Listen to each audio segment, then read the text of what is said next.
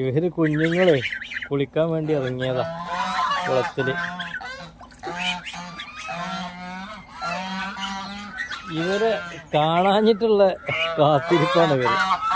ഒരു ഭയങ്കരമായിട്ട് കെയർ ചെയ്യുന്ന ആൾക്കാർ.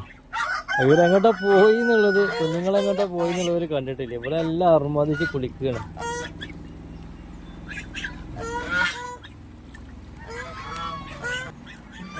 അവര് കണ്ടുട്ടാ, സംഗതി കണ്ടുപിടിച്ചു. ഇതാ അവരൊക്കെ കുളത്തിന്റെ അടുത്തേക്ക് എത്തിയിട്ടുണ്ട്. കണ്ടുപിടിച്ച്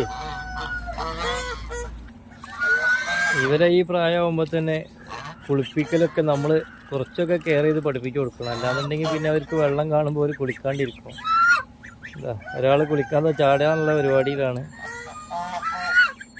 ഉണ്ടോ അവന് കുളിക്കണം. അയ്യോ, അപ്പം അങ്ങനെ അവർ 4 പേര് ഇതാ അടുത്ത ആളിതാ റെഡിയായി.